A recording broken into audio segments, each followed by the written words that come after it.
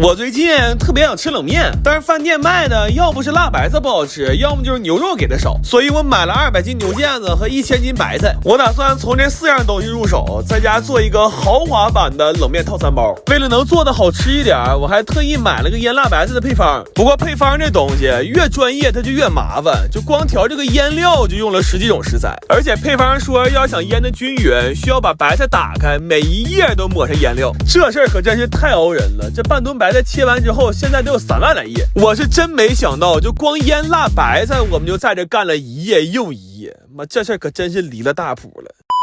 然后辣白菜腌上了，就可以做酱牛肉了。我这次是以小酱姐的3高牛肉为基础，又放了好多之前攒的老汤，而且又卤泡了好长时间。现在这酱牛肉的内心都特别有滋味。然后为了吃得爽，我们切的都是这种又宽又厚的大肉片，每一包装的时候都不少于3两肉。就这个量来讲，要是胃口小的，可能面条还没等吃到嘴呢，光吃牛肉就先给干饱。然后冷面呢，因为考虑到储存的问题，我就直接买了个做干冷面的机器回来。不过我算了一下，这机器要想用回本，起码得做出2吨面。也就是说，假如我们每人每天能吃3顿冷面的话，要想回本就得连吃3年。做完这几样，我们也终于能消。这辣白菜一共腌了3天，现在拿出来切件就已经非常入味了。这辣白菜真的巨好吃，但就是腌完它的器具有点难刷。我后来甚至都非常苦恼，就如果邻居恰巧看到这一幕的话，我该怎么跟他解释，他才能不报警呢？后来为了让这冷面吃的时候更香，我先炖了一锅纯牛肉汤，然后以这锅肉汤为原汤，给每一份冷面又配上了一袋酸甜口的汤包。现在每一个冷面包里都是汤面菜肉4样东西，这一袋光成本就要干到40块钱了。然后回家只需要把冷面煮开，把所有东西都倒里，再放上一点自己愿意吃的小配菜，就会得到一份在任何饭店都吃不到的顶配大冷面，而且它还是减脂餐。这等夏天大热的时候，把汤汁先冻点冰茶再拿出来，然后再配上20个羊肉串，等把所有东西都吃完了，再把这碗酸酸甜甜的冷面汤喝了。这夏天过的，我的妈呀，那真叫是一个死而无憾。我最近特别怀念小时候吃的那种香辣小鱼干，但是市面上卖的这么多年，基本上口感和味道也没什么变化，多少有点吃腻了。所以我买了500斤满籽的多春鱼，我打算用麻辣小鱼干的做法，把这玩意儿做成可以空口吃的小零食。这鱼肚子里全是籽，想想做完就特别好吃，但就是收拾起来有点麻烦。每条鱼都需要处理干净它的鳃和内脏，而且没有任何工具，只能徒手干。然后要命的是还不能手抖，要是但凡给这苦胆掏破了，那可就全完了。主要我们试了一下，要是这苦胆没掏干净就开始做的话，那这鱼做出来恐怕是要比我们的命还苦啊。这些鱼我们一共收拾了2天，为了吃的时候口感好，我们把鱼尾和鱼鳍也都剪掉了。但是因为它不能开膛，里边其实还是有好多黑膜是没处理到的，所以在去掉内脏之后，我们还需要给它反复头洗，然后再充分的抓拌腌制。这么处理完的鱼基本就没什么腥味了，就甚至晚上我想拿2条去喂猫，我家猫都嫌那鱼没味儿啊！妈，这活干的可真是绝了。然后这些鱼我原本是打算先风干再卤制，但风干的实在太慢了，我就决定多春鱼炸完真的巨好吃，尤其是趁热蘸点椒盐，那吃着可真是太香了。关键是还不用吐刺儿，我们这一天连吃带送给邻居，整整干没了1满盆。当时一度给我吃的特别上头，真的要不是家里冰箱没地方呀，我都想连夜再去买500斤重新开始收拾了。最后把炸好的鱼放到我们提前熬好的卤汤里，充分浸泡就可以了。它现在是先麻后辣，还微微带点甜，而且因为猛火炸过，鱼头是酥脆的，鱼肉也特别紧实。最要命的是这个鱼籽真的特别入味，而且越嚼越香。但是后来我发现这小鱼干在家吃总觉得差了点感觉，所以在我苦心思索之后，我们就近买了一般最慢的绿铁皮，然后还带上了10几罐小皮皮。我仨就这么小溜的干悠了一整天，这回感觉就全对了。我甚至觉得这鱼干拿到火车上吃跟在家吃的完全是2种食物，这事儿谁懂啊，家人们。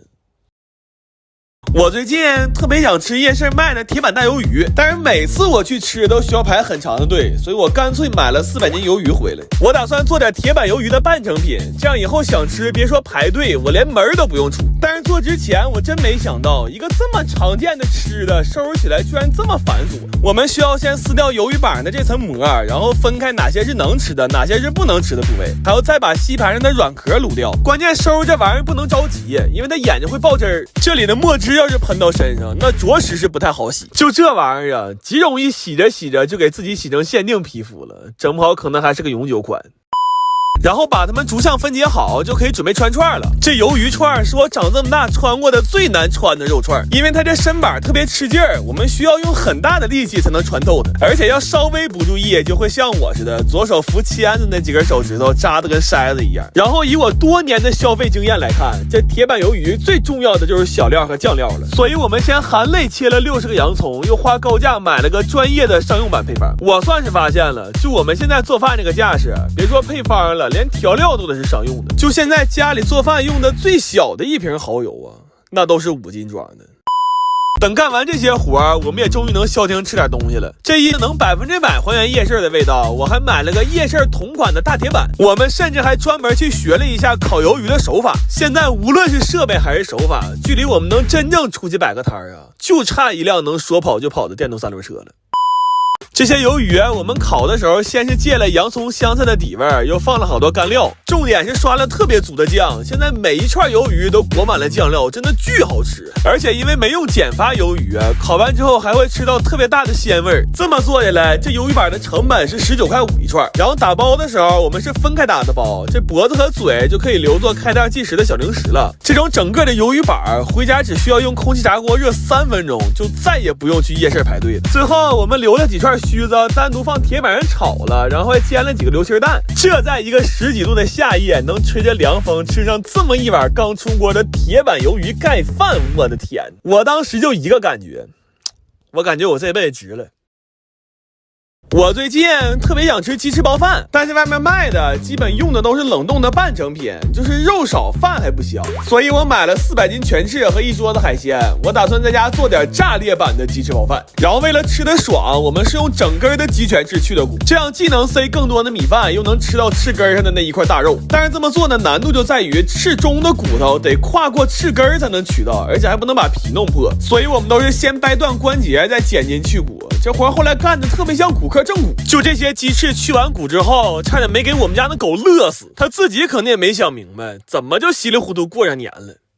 这些鸡翅去好骨之后，放入足量的奥尔良腌料腌制就可以了。然后接下来我们就要解决第2个问题，就是这包饭里边的饭不香。我们的做法是先把这些海鲜取肉做成麻辣小龙虾口味的，再把它们做成海鲜炒饭塞到鸡翅里，这想想就特别好吃。不过这海鲜准备了这么，我怕腻，就配了好多时蔬粒儿。但是这么多东西一起做炒饭，炒起来实在是太费力了，那给我家那炒勺都给干折了。后来给我干的直恍惚，我寻思明明应该是个黑作坊的活呀，怎么还在家炒上大席了呢？不过后来往鸡翅里塞饭才是最让我崩溃的，我没想到这活居然这么麻烦。就这活用裱花袋用漏斗都不行，就只能用大拇手指头往里生堆。我们需要先把炒饭塞到8分满，然后再把翅根那块肉塞进去，要是赶上有破皮的地方，还得用牙签再给它缝起来。就干到这儿我算明白了，这玩意儿活该只卖半成品，要全在家自己做那得做死。但是烤的时候又出现了个新问题，因为鸡翅大小不一，家里烤箱特别容易给它烤炸了，所以我们又去夜市勘察了一下。在经过一番试探和交流之后，我学到了一个最有效率的方式，我直接干了个加盟。这些鸡翅我们最后都是炭烤的，然后还刷2遍蜂蜜水。它现在外面那层鸡皮是脆的，里边的肉和饭也特别入味。就这个鸡翅包饭吃的时候必须分3口吃，第一口要吃掉上面那块满满的大肉，第2口吃掉最绝的奥尔良鸡翅包海鲜炒饭，最后把翅尖嗦了干净，再喝瓶饮料打个嗝，真的特别满足。然后把所有做的东西都塑封冷冻了，现在家里只需要有一台空气炸锅，5分钟就能吃上这么一份炸裂版的鸡翅包饭。就这东西要是等过2天端午节家里聚会拿出来，我估计今年我家可能是没人去吃粽子了。